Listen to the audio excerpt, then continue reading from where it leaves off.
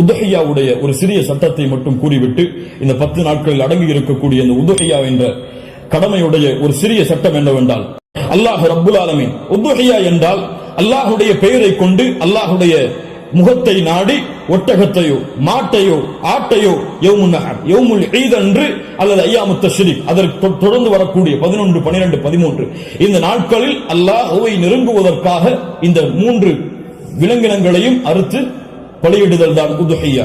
அல்லாஹ் ரப்புல் ஆலமீன் கூறுகிறான், இன்னா அத்தைனாக அல் கௌசர். அல்லாஹ் ரப்புல் ஆலமீன் நபியே கௌசர் என்ற தடாகத்தை உமக்கு வழங்குகிறான்.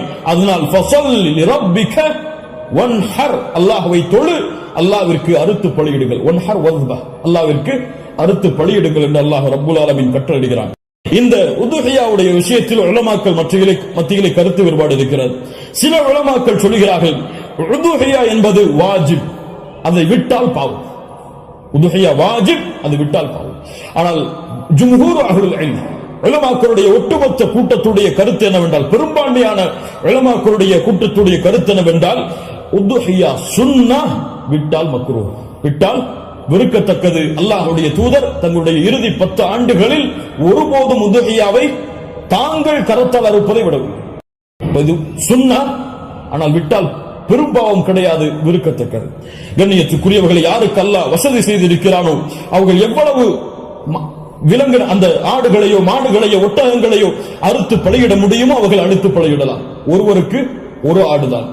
ஒரு மாட்டை ஒருவர் முழுவதாக அறுப்பதற்கு அவருக்கு செல்வம் இருந்தால், வசதி இருந்தால் அறுக்கலாம்.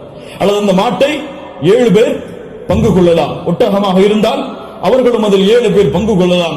இப்படி ஒரு ஆட்டை ஒருவர், மாடை 7 பங்காக வைக்கலாம், ஒட்டகத்தை 7 பங்காக வைக்கலாம். அல்லது ஒட்டகம் முழுவதையும் ஒருவர் கொடுக்கலாம், மாடு முழுவதையும் ஒருவர் கொடுக்கலாம்.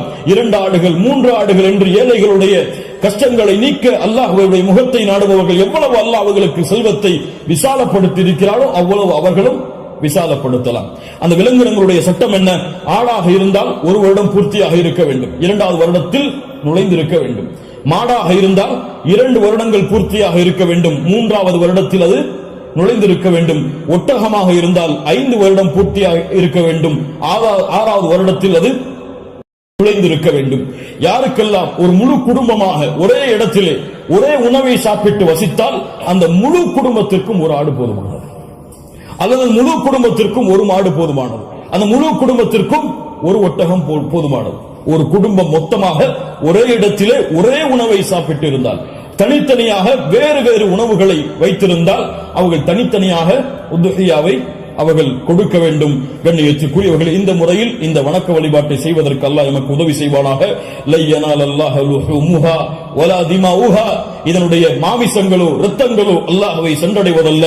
வலாக்கின் யனாலுஹு தக்வா மின்கும், உங்களுடைய உள்ளத்தில் இருக்கக்கூடிய தக்குவாதான் அல்லாஹ்விடத்திலே சென்றடைகிறது.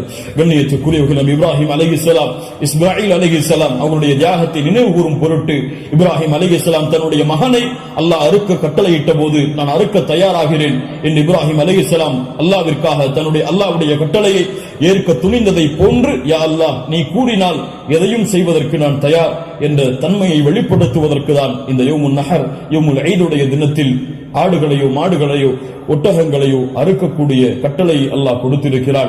இது ஒரு சடங்காகவோ சம்பிரதாயமாகவோ இல்லாமல் அல்லாஹ்விற்காக செய்யப்படக்கூடிய வணக்க வழிபாடாக எண்ணி இன்று நியத்து வையுங்கள். அல்லாஹ் எனக்கு கொடுத்த செல்வத்தின் அடிப்படையில் இன்ஷா அல்லாஹ் இதை நான் விசாலப்படுத்துவேன். என்னால் எவ்வளவு முடியுமோ அவ்வளவு அல்லாஹ்வுடைய பாதையில் அறுத்து பலியிட்டு ஏழைகளுக்கும் நானும் அதிலிருந்து உண்பேன்.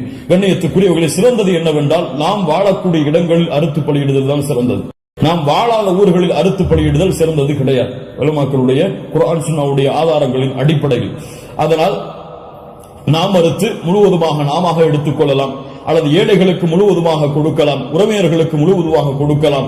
இதில் ஹதீஸ் அடிப்படையில் தெளிவான ஆதாரங்கள் எவ்வளவு பங்குகளை வைக்க வேண்டும் என்பதற்கு கிடையாது.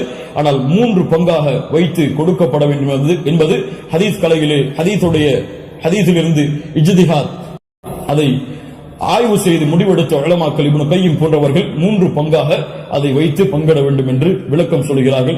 இன்ஷா அல்லாஹ் அதுவும் சிறந்ததுதான். ஒரு பங்கு எமக்கு, இன்னொரு பங்கு உறவினர்களுக்கு, இன்னொரு பங்கு ஏழைகளுக்கும் கொடுத்து உதவலாம். அல்லது பங்குகள் முழுவதுமாக ஏழைகளுக்கும் கொடுக்கலாம். அதிலிருந்து நாமும் முழுவதுமாக சாப்பிடலாம். இதில் எந்த தவறும் கிடையாது. அல்லாஹ் ரப்புல் ஆலமீன் இன்னும் விளக்கங்கள் உங்களுக்கு தேவை இருந்தால் உலமாக்களை அணுகி அதை கேட்டுக்கொள்ளுங்கள்.